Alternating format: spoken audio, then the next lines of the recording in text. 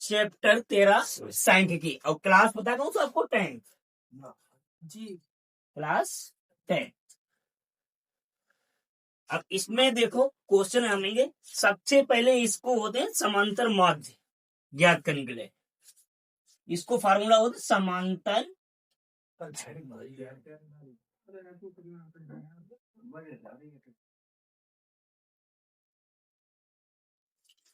समांतर माध्य बराबर पदों का योग। फार्मूला होता है इसका पदों का योग बटे पदों की संख्या। पदों की संख्या। अब देखो इसमें बेटा क्वेश्चन नंबर 1 से 10 तक की धनात्मक सम संख्याओं का समांतर माध्य होगा। 1 से 10 तक की धनात्मक सम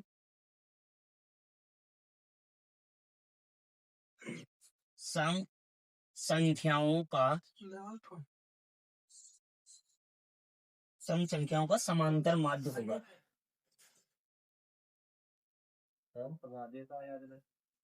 माध्य होगा। अब देखो बेटा 1 से 10 तक सम संख्या है और सम संख्याएं वो होती हैं जो 2 से विभाजित हो जाती है, नहीं कट जाती है। तो इसमें देखो एक आएगी 2, 4, 6, 8 और 10। 1 2 3 4 5 और समांतर माध्य बराबर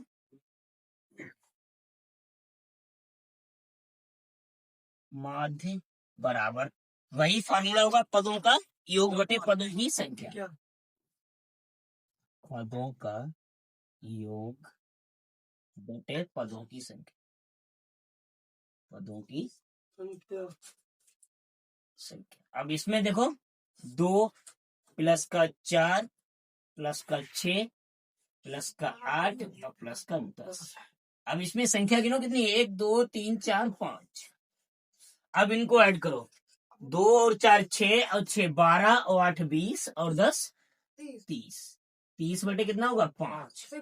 5 एकम 5 और 5 छक्का 30। समांतर माध्य बराबर आ गया 6।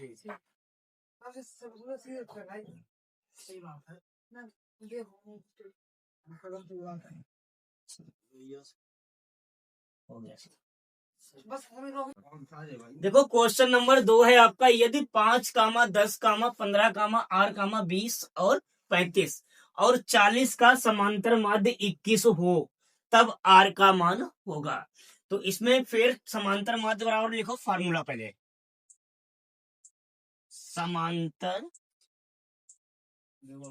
माध्य बराबर पदों का योग। पदों का योग बटे पदों की संख्या। पदों की संख्या। अब इसमें देखो बेटा समांतर माध्य दिया है 21। यदि 5, 10, 15, 8, 20 और 35 और 40 का समांतर माध्य 21। समांतर माध्य की जगह पे क्या लिखेंगे हम? 21 बेटा।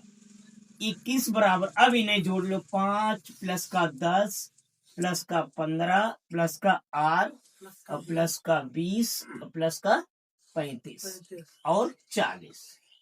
अब पद गिनो कितने?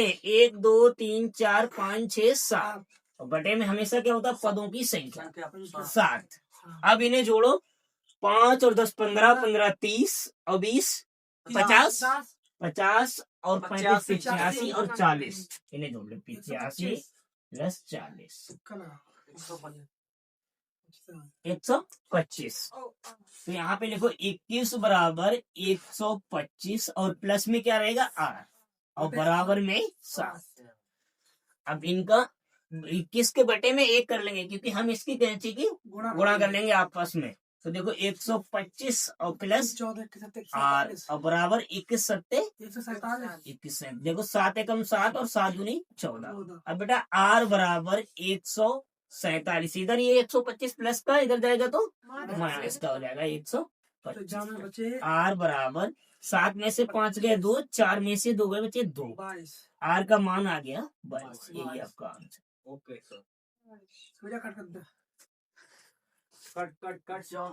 है हमारा 10 व्यक्तियों के समांतर माध्य क्रमशः दिया हुआ 45.60 केजी, उनके भारों का योगफल ज्ञात करो। अब इसमें बेटा देखो संख्या दी है, पदों की संख्या दी हुई है, मतलब व्यक्तियों की संख्या बराबर कितनी है 10 है, और समांतर माध्य कितना है 45.5 केजी इनका माध्य।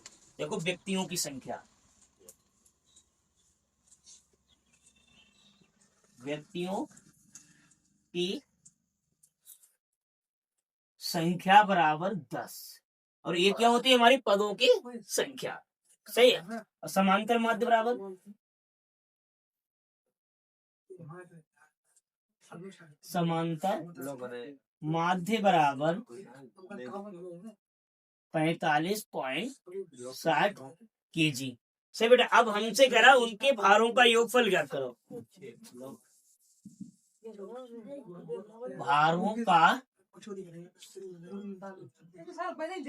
योगफल बराबर 10 गुणा 45.6।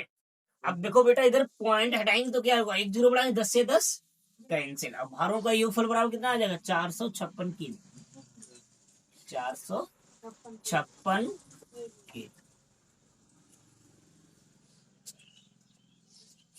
देखो क्वेश्चन नंबर है हमारा 4, 1 से 9 तक की प्राकृतिक संख्याओं का समांतर माध्य होगा। अब बेटा प्राकृतिक संख्या आप जानते हैं कौन कौन सी होती है, 1 से 9 तक, 1 2 3 4 5 6 7 8 9। इसमें दिए नहीं है, तो देखो प्राकृतिक संख्याएं बराबर, प्राकृतिक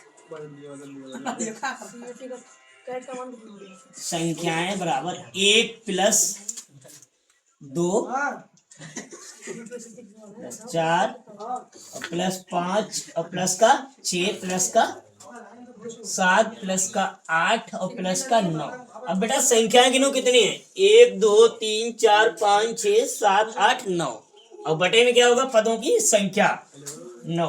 अब इसे जोड़ लो, देखो 1 और 2 3 3 6 और 4 10 और 5 15 और 6 21 और 7 28 और 8 28 और 8 होगा 36 और 9 45, 45 बटे 9, 9 एकम 9, 9 पंजे 45। समांतर माध्य बराबर 5, समांतर माध्य बराबर 5, यही आपका आंसर है।